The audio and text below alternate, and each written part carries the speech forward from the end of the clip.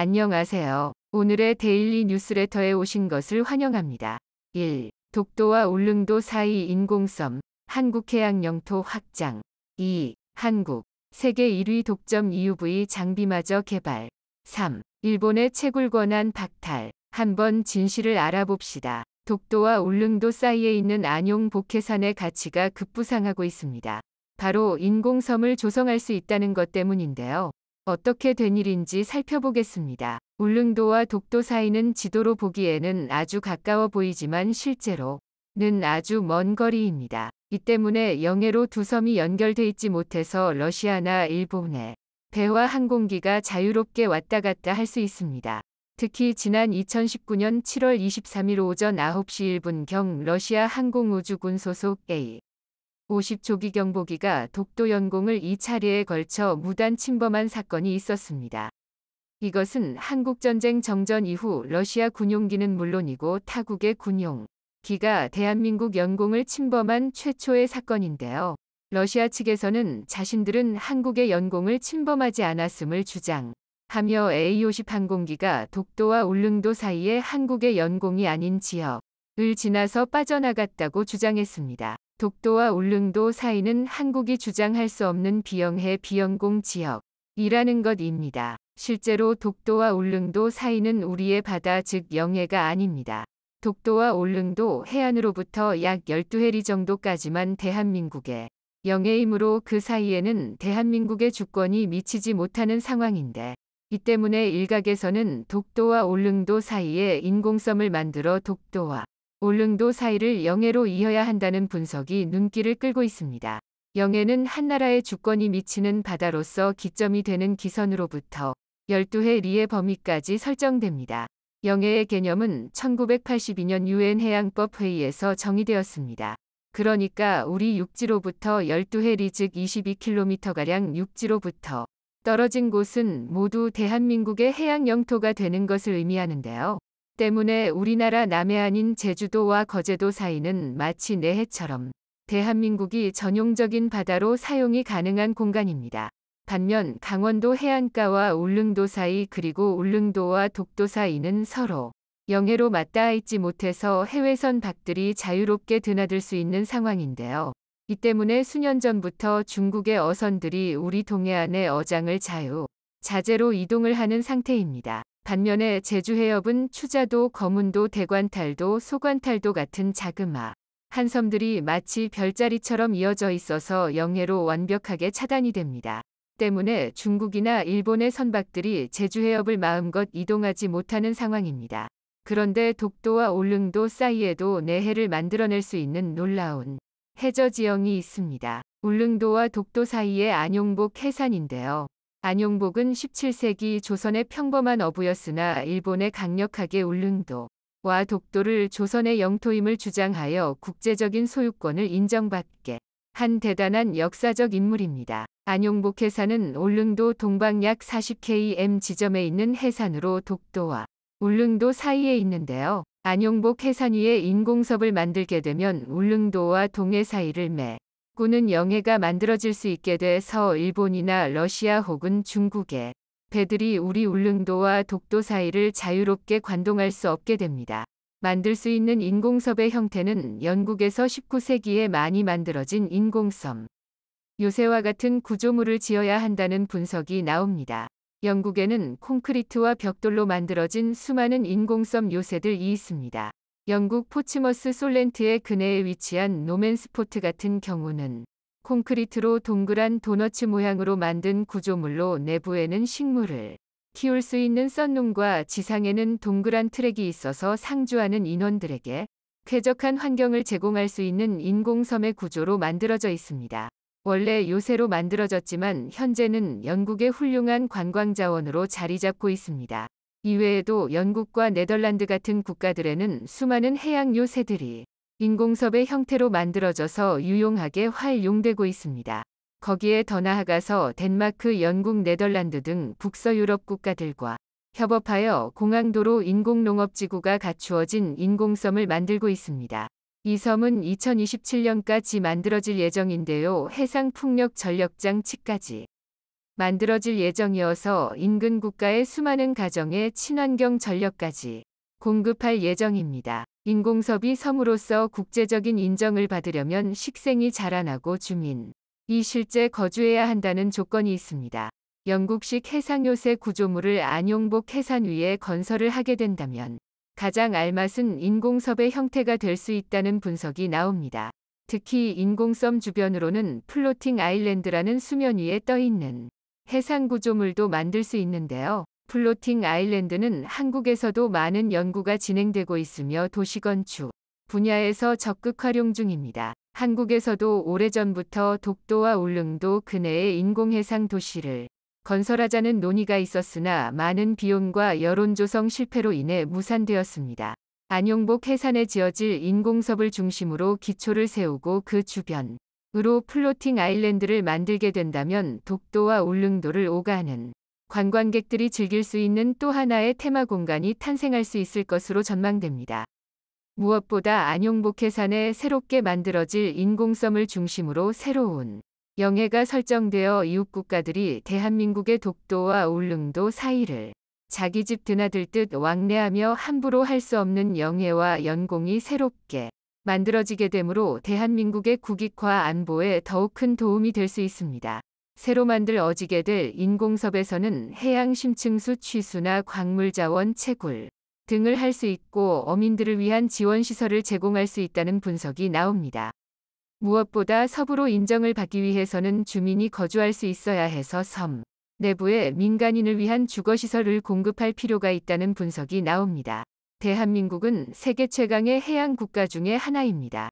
그 이유는 섬의 개수가 세계적으로 많은 수준이며 해안선의 길이 역시 세계적인 수준입니다. 특히 대한민국은 주변의 열강 국가들이 밀집해 있는 특성상 주요 전략적 거점에 인공섬을 개발을 해야 한다는 전문가들의 분석이 나옵니다. 부디 인공섬에 대한 연구가 활발해지고 국민들의 여론 조성이 잘 돼서 우리나라의 안보와 국토를 잘 지켜나가는 국가가 되길 바랍니다. 최근 전 세계적인 반도체 부족 현상이 이어지면서 전자제품 가격 상승과 자동차에 탑재되는 차량용 반도체의 부족 현상 등 실생활 곳곳에서 많은 영향을 받고 있습니다.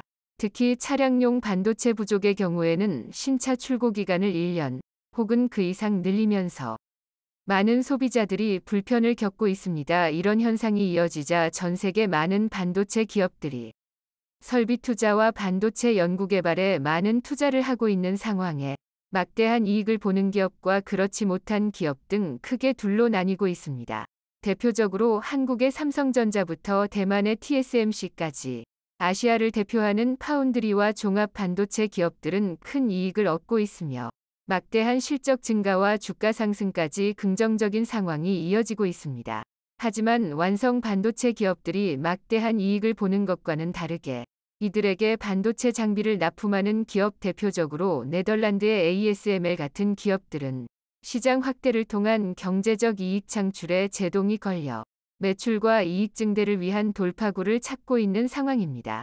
그런데 세계 최고이자 유일무이한 극자회선 노광 장비 EUV 장비 생산을 독점하고 있는 네덜란드의 ASML은 미국 주도의 중국 반도체 포위망에서 탈퇴해 독자적으로 대중국 반도체 장비 수출에 나서겠다는 발표를 했습니다. 반도체 장비를 생산하여 판매하는 ASML은 그동안 한국의 삼성과 대만의 TSMC에게만 EUV를 비롯한 반도체 장비를 판매해왔지만 여기에 중국에게까지 최첨단 EUV 장비를 추가로 판매하면 막대한 매출과 이익을 올릴 수 있다는 판단에서입니다. 여기에 슈라인 마허 네덜란드 외교동상부 장관은 자국 네덜란드의 이익이 미국의 대중 반도체 봉쇄보다 훨씬 중요하다는 발표를 했습니다. 네덜란드의 이런 자국 우선주의 행보에 미국은 크게 당황하며 상무부 차관과 백악관 국가안보회의 보좌관을 네덜란드에 파견해 ASML 위 EUV 장비에 대한 중국 수출 문제를 놓고 협상을 진행할 것이라는 예정입니다. 미국 입장에선 네덜란드의 이런 결정이 황당하다는 반응입니다. 그동안 미국이 ASML 이 독점 생산하는 EUV 장비의 중국 수출을 막은 이유엔 ASML EUV 장비에 미국의 국가안보 핵심 기술이 들어가기 때문입니다.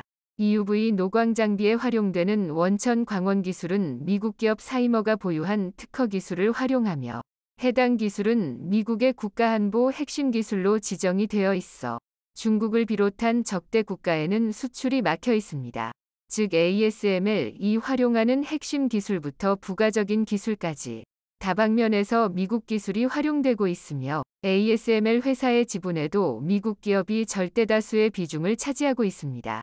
상위 20대 주주에서 미국 기업이 대부분일 정도로 확실한 지배구조를 가지고 있기에 ASML 경영 전반에 미국의 입김이 반영되는 것은 어느 정도 납득할 만한 일입니다. 그런데 네덜란드 당국은 ASML 위 매출을 늘리고자 중국의 EUV 장비 판매를 허용하겠다는 입장을 밝혔는데 네덜란드 당국의 이런 결정에 많은 반도체 업계들은 비판의 목소리를 내고 있습니다.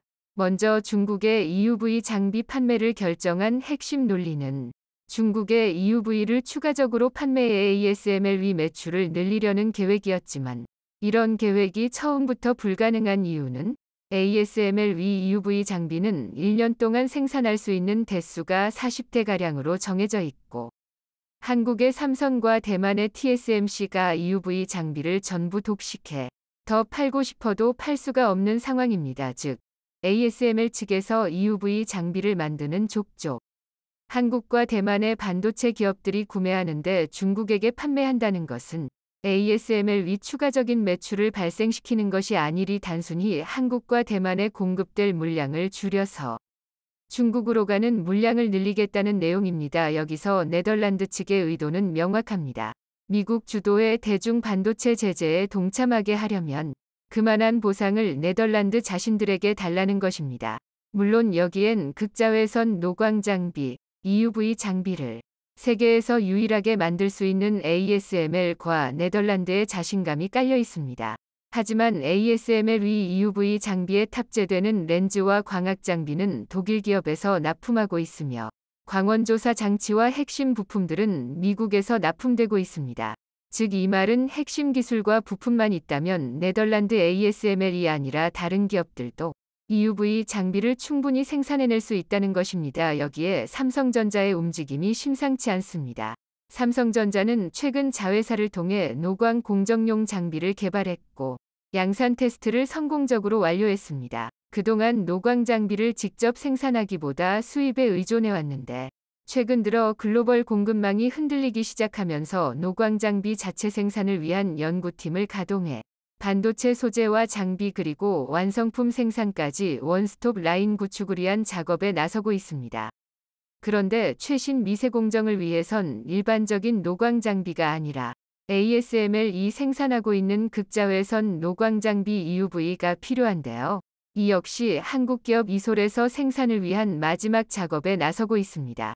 EUV 장비를 생산하기 위해선 크게 세 가지가 필요한데 EUV용 광원과 광학계 그리고 시스템입니다. 노광 장비용 광원을 공급하는 회사는 전 세계 4곳이 있으며 사이머를 포함해 대부분 미국의 기업이지만 단 2곳의 EUV 업체만이 직접 광원을 만들고 있는데 한 곳은 네덜란드의 ASML이고 다른 한 곳은 대한민국의 이솔입니다.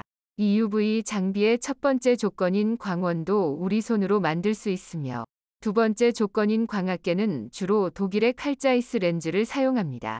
ASML 위 광학계 역시 자체 개발한 부품이 아니라 칼자이스의 렌즈를 납품받아 사용 중이기에 우리도 독일산 렌즈를 납품받아 EUV 장비를 생산할 수 있습니다. 세 번째 조건인 종합 시스템은 EUV 장비를 가동하면서 발생하는 진동이나 정확한 노광 등 종합적인 시스템을 제대로 제어해야 한다는 것입니다.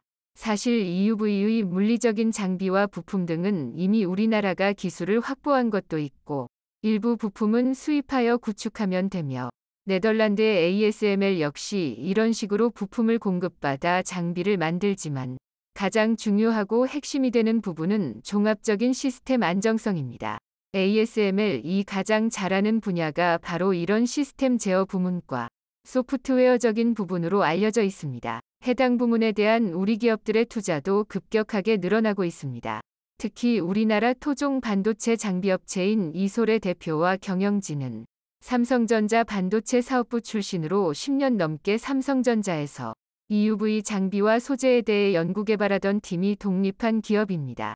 이솔에서 생산하고 만드는 장비의 상당수는 삼성으로 공급되고 있는데 최근 삼성에서도 자체적인 노광장비 생산 능력의 중요성을 깨닫고 노광장비에 대한 공격적인 투자를 하고 있는 만큼 이솔과 삼성전자는 전방위적인 협력을 통해 연구개발에 나서고 있으며 이솔의 모기업인 FST의 경우 삼성전자가 7% 지분을 확보해 대주주로 있는 상황입니다. 이런 투자와 연구개발의 노력으로 토종 EUV 기업 이솔은 EUV 광원과 마스크 제조 장비, EUV 마스크와 펠리클 검사 장비 등 EUV에 사용되는 핵심 기술과 장비를 하나하나 국산화해 나가고 있습니다. 사실상 네덜란드 ASML 독주를 막을 전 세계의 유일한 기업으로 떠오르고 있는 상황에 미국에서도 한국의 EUV에 이목을 집중하고 있습니다. 우선 미국은 이번에 네덜란드가 중국과 반도체 동맹을 추진하자 이를 모두 손절하면서 한국의 반도체 기업들을 더욱 지원하고 있습니다. 현지에서는 EUV와 같은 중요한 부품을 한국과 같은 동맹국에서 만들 수 있도록 추가적인 지원이 필요하다며 미국 측이 보유한 특허와 기술을 한국과 협력해야 한다는 주장도 나오는 가운데 우선적으로 한국의 반도체 기업들이 탈중국에 성공하도록 미국의 매출을 한국에게 몰아주고 있습니다. 2022년 올해 막바지 삼성전자와 SK 하이닉스는 매출 구조가 급변했다는 발표를 했습니다. 중국 내 매출은 4조가 줄은 반면 중국에서 줄은 것보다 더욱 많은 4조 8천억의 매출이 미국에서 발생했다는 것입니다. 이를 통해 각각 삼성과 SK하이닉스의 중국 의존도가 감소하고 있고 미국 의존도가 급상승하고 있습니다. SK하이닉스의 경우 미국 매출 비중이 60%에 달하며 삼성전자의 경우 45%에 달하는 상황으로 한국의 반도체 기업들이 탈중국에 성공해 미국으로 매출처를 발빠르게 옮겨가고 있습니다. 시장 상황이 이렇게 돌아갈수록 중국 내 반도체 공급난은 더욱 심해지고 있습니다. 그 결과 중국에 얼마 있지도 않는 반도체 기업들은 최신의 EUV 장비는커녕 구형 노광 장비를 통해 구형의 반도체를 생산하고 있으며 이런 반도체를 스마트폰과 전자기기 등 첨단 제품에 탑재하고 있습니다. 특히 네덜란드의 ASML은 미국을 향해 최신식 EUV 노광 장비가 아니더라도 구형의 노광 장비를 팔 수 있도록 규제를 해제해달라는 움직임이 나오고 있습니다. 생산량의 한계로 EUV는 1년에 40대밖에 만들지 못하며 그마저도 삼성과 TSMC가 몇 년치 물량을 선주문해 이미 매출의 최대치를 확보해 놓은 상태이지만 이런 와중에 구형의 노광 장비까지 중국에 팔아서 이익을 내보겠다는 뜻입니다. 만약 ASML 이 노광 장비나 EUV를 중국에 판매한다면 한국과 대만이 주도하던 글로벌 반도체 패권이 중국으로 넘어가거나 위태로워질 가능성이 있습니다. 삼성이나 TSMC는 글로벌 기업으로서 국가 보조금이 경영의 주요한 수단이 아니지만 중국의 반도체 기업들은 상당수가 국유기업이며 국가 보조금과 세금으로 운영되고 있습니다.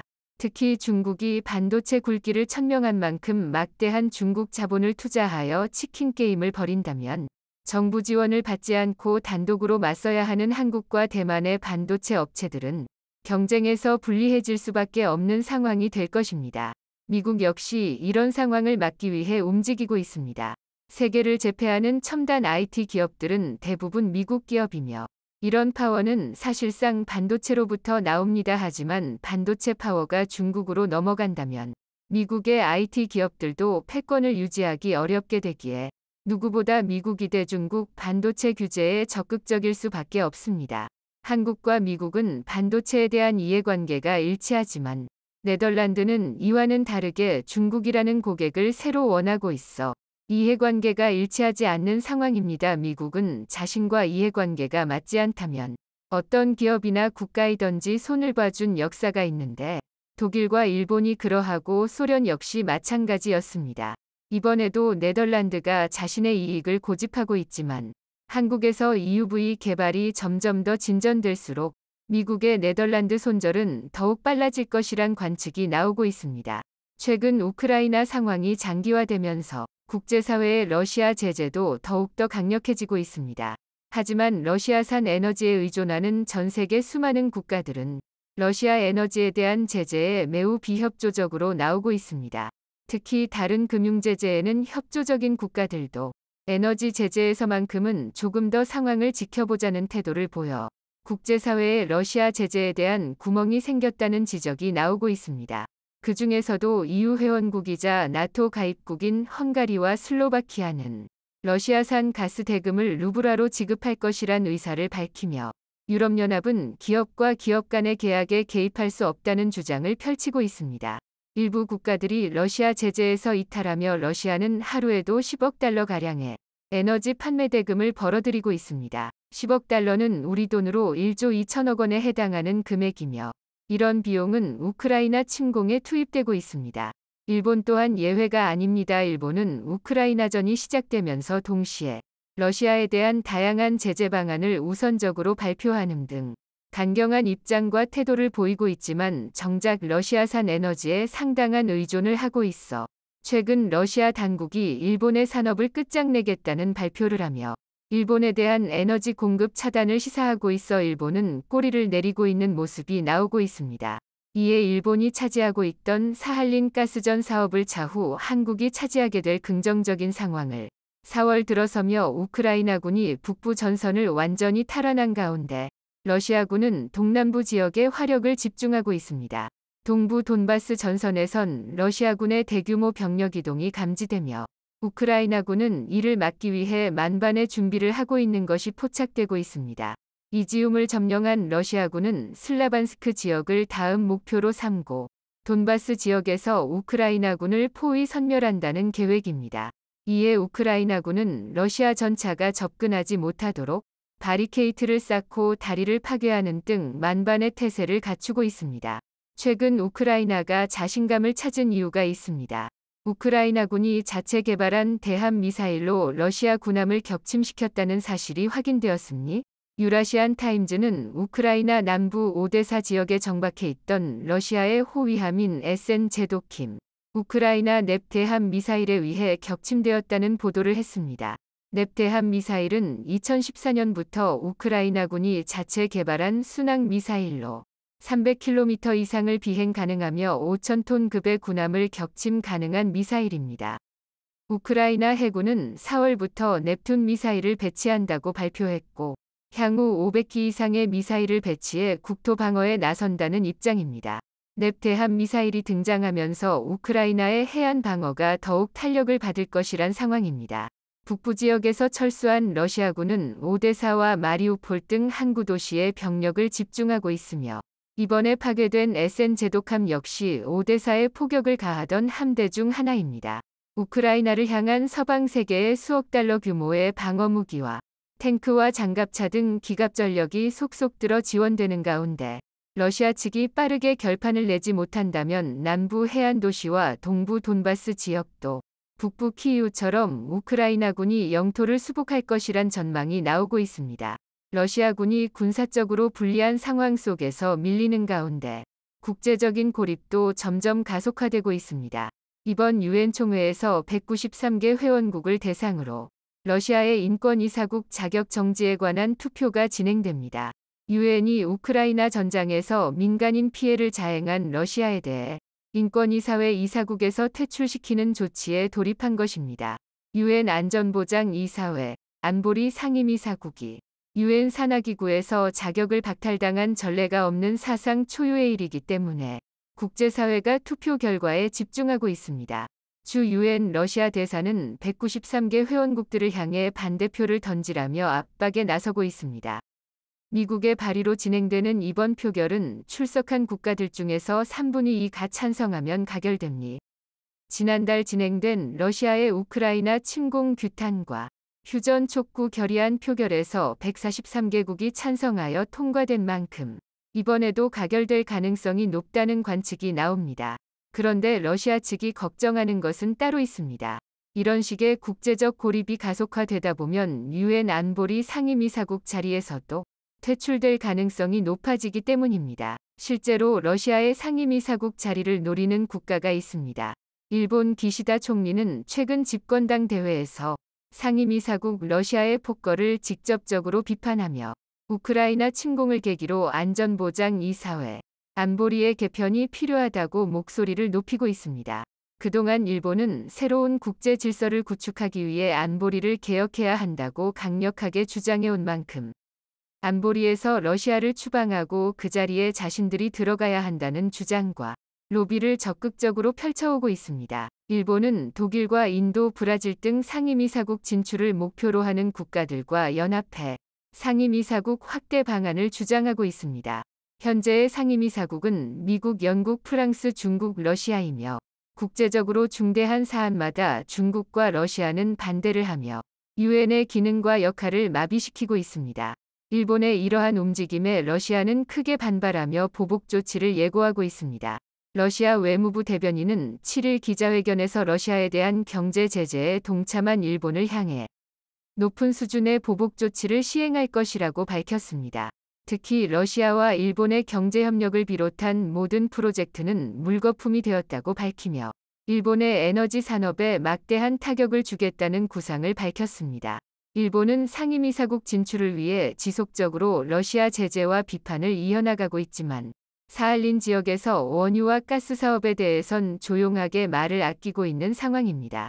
일본은 러시아와 에너지 협력 프로젝트를 통해 극동 사할린 지역의 석유와 천연가스 개발 사업을 진행해왔습니다. 일본은 전 세계 천연가스 최대 수입국으로서 러시아의 천연가스에 상당한 의존을 하고 있기도 하며 일본 내 정치권에서도 에너지 안보 면에서 러시아의 천연가스를 최후의 수단으로 남겨놓아야 한다는 분위기입니다. 기시다 후미오 일본 총리는 그동안 푸틴 대통령의 자산 동결을 비롯해 러시아를 향한 다양한 금융제재부터 군사용으로 쓰일 수 있는 일본산 반도체 수출 제한 조치를 시행해왔지만 에너지 부문에서는 다른 태도를 보이고 있습니다. 일본의 산업과 국민 생활의 편의를 위해 러시아 에너지를 장기적으로 저렴하게 계약했다며 에너지 공급망은 최후의 보루로 다뤄야 한다는 입장입니다. 일본은 자국 천연가스 수요의 10%를 러시아에서 수입하고 있으며 미국이나 중동산 천연가스와 다르게 지리적으로 가까워 수송 비용이 많이 들지 않는다는 점에서 러시아산 에너지 공급을 더욱더 늘리고 있는 추세입니다. 하지만 일본의 제재에 불만을 품은 러시아 당국은 일본과 협력 중인 사할린 가스전 사업을 전면 백지화하겠다며 엄포를 놓고 있습니다. 사할린 에너지 프로젝트에는 일본 미쓰이 물산이 13%의 지분을 보유하고 있으며 미쓰비시 상사는 10%의 지분을 보유하고 있습니다. 러시아 일본의 경제협력 상징과 같은 사할린 프로젝트는 일본의 금융권에서 상당한 지원을 받았으며 일본의 플랜트 건설업체들이 시공에 참여했을 정도 일본의 국가적 역량이 투입된 프로젝트입니다. 일본은 해당 가스전에서 연간 생산량의 50%를 장기 계약으로 수입하는 데 서명했으며 도쿄가스와 일본전력 등 8개 회사가 장기적으로 수입해오고 있습니다. 중동과 미국에서 수입하는 천연가스는 일본으로 도착하는 데 한 달 가까이 걸리는 반면 사할린산 에너지 수입은 빠르면 2일 늦어도 5일 안에 일본으로 공급이 가능하기에 일본 산업에서 중요한 역할을 담당하고 있던 것이 사실입니다. 러시아의 일본으로 향하는 에너지 차단 조치 엄포 일본이 크게 당황하고 있습니다.